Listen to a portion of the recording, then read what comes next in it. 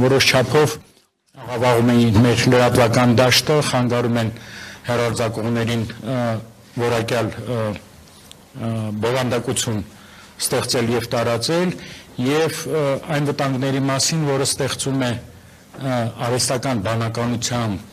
գործիքներով այդ սինթետիկ կոնտենտը, նորից որի վտանգների մասին մենք քիչ ենք խոսում եւ այստեղ ես կարծում եմ մամուլը պետք է լինի մեր դաշնակիցը, որպեսզի մենք կարողանանք շատ ավելի արդյունավետ նպատակներին հասնենք։ Սա է, ես մեր կատարած աշխատանքների շատ կարճ կանդրադառնամ, որովհետև ես խնդրեցի մեր մամուլի ծառայությունին ձեզ շատ կարճ տեղեկանք պատրաստեց, որտեղ թվային մեջ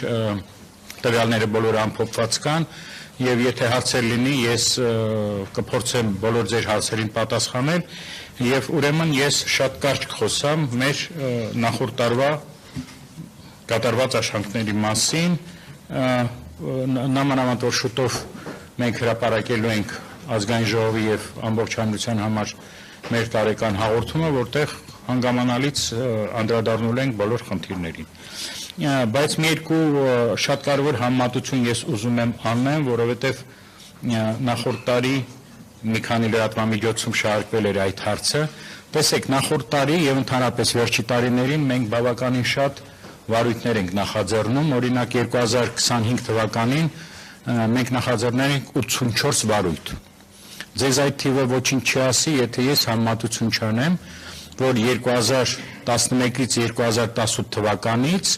ինչի 2011-ից, որովհետև առաջին մրցույթները հանրային մուլտիպլեքսի սլոթերի համար 2011 թվականին էին կայացել, 2011-ից 18 7 տարվա ընթացքում մեր հանձնաժողովը նախաձեռնել էր ընդամենը 15 վարույթ։ 15 վարույթ 7 տարվա մեջ եւ միայն անցյալ տարի 85 վարույթ, 84, պատկերացնում եք տարբերությունը, եւ ընդհանրապես 19 թվականից մինչեւ նախորդ տարի մոտ 400 մենք վարույթ ենք նախաձեռնել, որի արդյունքում պարզ է, որ որոշ լրատվամիջոցներ պատիժներ են կրել ֆինանսականից մինչեւ օրինակ հաղորդումների կասեցում եւ մի քանի անգամ մամուլում հրապարակումներ եղան, որ մենք շատ կոշտ ենք մոտենում, որ մենք խոչընդոտում ենք մամուլի աշխատանքը, որ մենք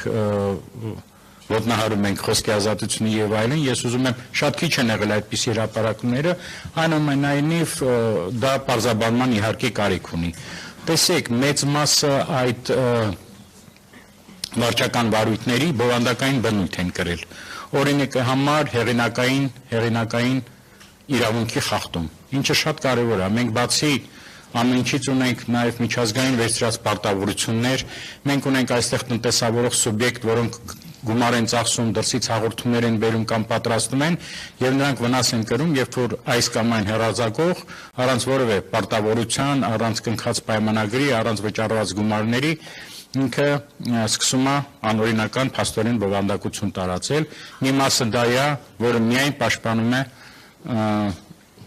տնտեսարողների շահերը։ Երկրորդը դա օրինակ բռնության տեսարաններն են, որը շատ կարևոր է դրանով պայքարելը։ Մի մասը ծխելու այդ դրոշմը դնելը հաղորդումից առաջ այդ օրենքի խախտումը, մի մասը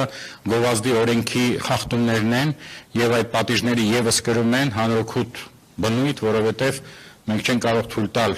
այն ապրանքատեսակի գովազդը, որը վնասում է ֆիզիկական եւ հոգեվոր առողջությանը, այսպես ասեմ։ Դա եւ ոգելիչ խմիչքներն են, դա եւ առանց լիցենզիայի դեղամիջոցներն են, դա ոգելիչ խմիչքներն են, ծխախոտն է եւ այլն։ Այսինքն որևէ պատիժ, որը իրականացվել է մեր կողմից, ինքը միտված չի եղել խոսքի ազատության սահմանափակմանը։ Սա մեկ եւ մի քանի անգամ ինձ հարց տվեցին, արդյոք դա չի փչացրել մեր եւ հեռարձակողների հարաբերությունները, ոչ։ Մենք շատ լավ իրար հասկանում ենք, եւ մեր այս կատարած քայլերը վերջի տարվա մեջ իրականորեն նվազեցրել են օրինակ նույն հեղինակային իրավունքի պաշտպանումը եւ մենք մեր դրսի գործընկերներից բազմաթիվ նամակներ ենք ստանում, որտեղ շնորհակալություն են հայտնում, որ մենք այդ անզիջում պայքարը տանում ենք, իսկ դա նաեւ բացի ամեն ինչից խոսում է նաեւ Հայաստանի միջազգային ասպարեզում հեղինակության մասին։